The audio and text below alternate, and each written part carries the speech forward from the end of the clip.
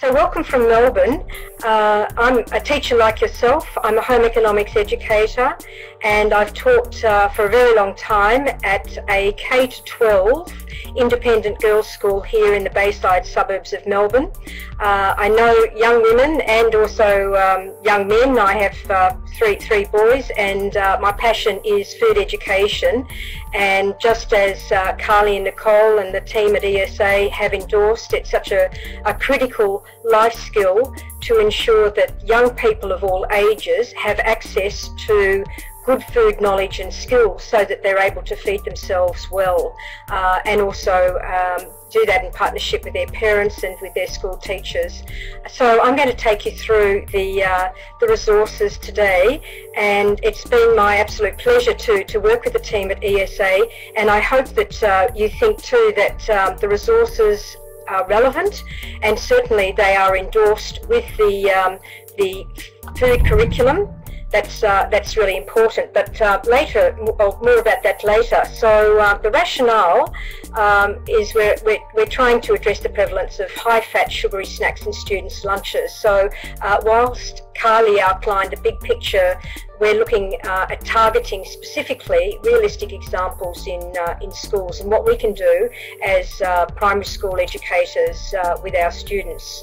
The lesson plans matched with Lunchbox Blitz resources that had already been developed. It was my brief to actually develop the curriculum materials for lower and upper primary school students, but basically overall to increase students' awareness of healthy snack alternatives to their existing lunch boxes, and also to enable students to recognise and select healthy food when they plan and prepare their lunch. How will this project address the students' current eating behaviours?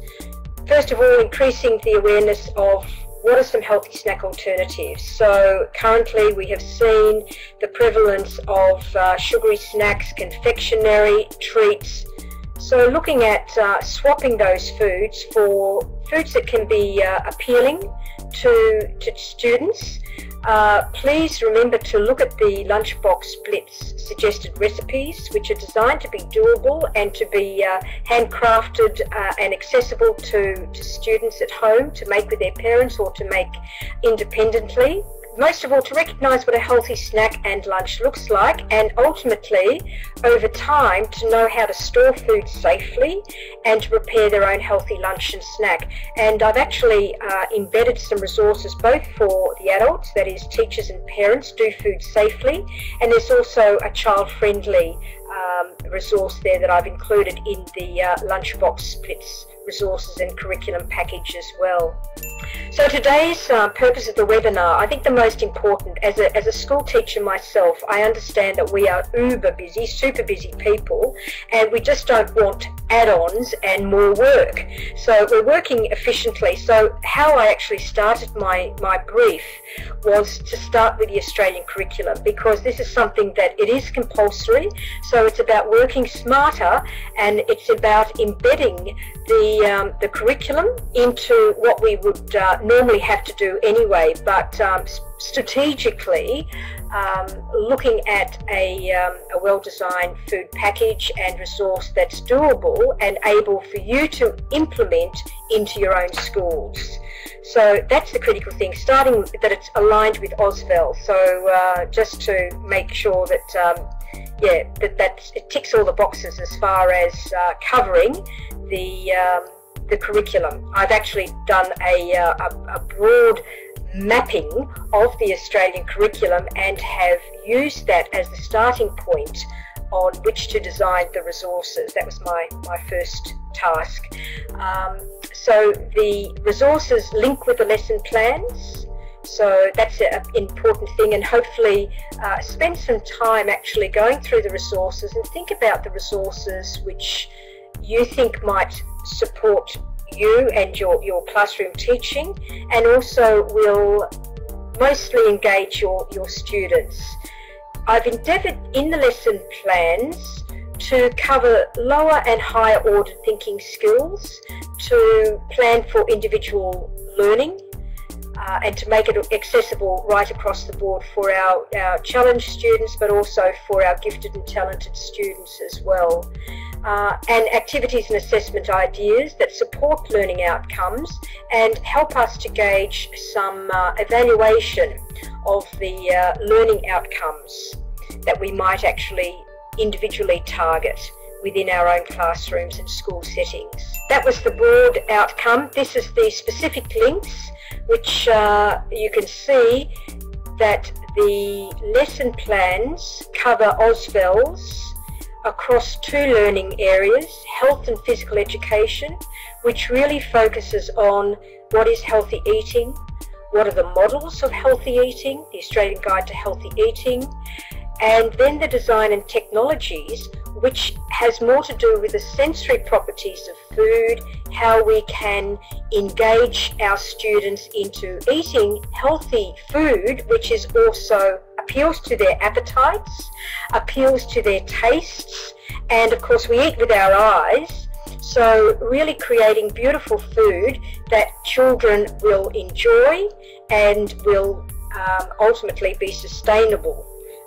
And so that they will, it's an ongoing process that they can develop their breadth of healthy foods to include in their diet. So the design and technologies, if you like, are the hands-on skills, separate to the, I suppose it supplements and complements the health and physical education. So because basically kids think, this is really, I suppose, older kids, they can sometimes be a bit turned off. If you mention that it's healthy, then they think that it's going to be bland and tasteless. But what we need to understand is to engage them by creating that tasty food appeals to their appetite and the long-term benefits of enjoying good tasting food.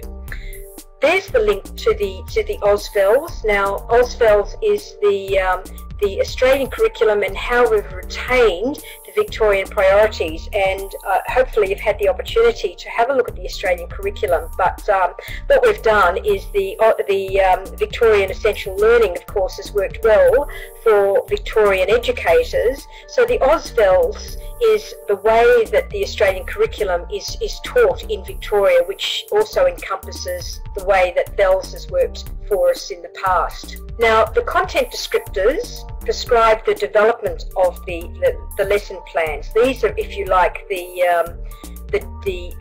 objectives.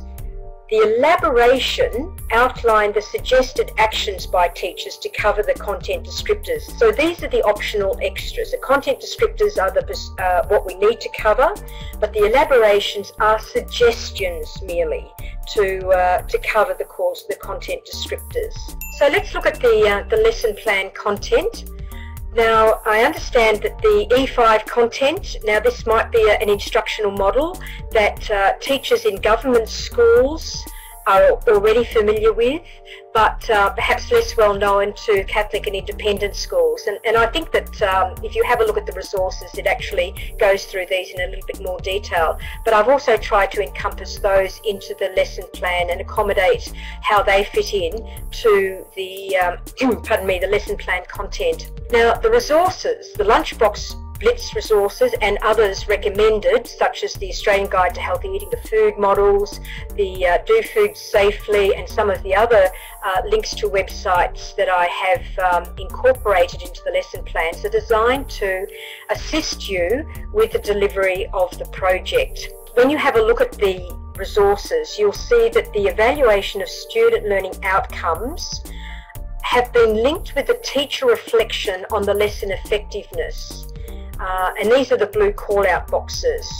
So if you have the package available to you, you might like to just flick through that and just see how the lesson plans have been structured and how I've tried to link the content with the learning outcomes, because after all we want to know that what we have presented has been taken on board by our students and actually giving some sort of objective ideas of the learning outcomes. I've just given a suggested outline of how you can actually lead up to the presentation and how, just so that you can pace yourself with the who, what, how and why of the implementation. of the project.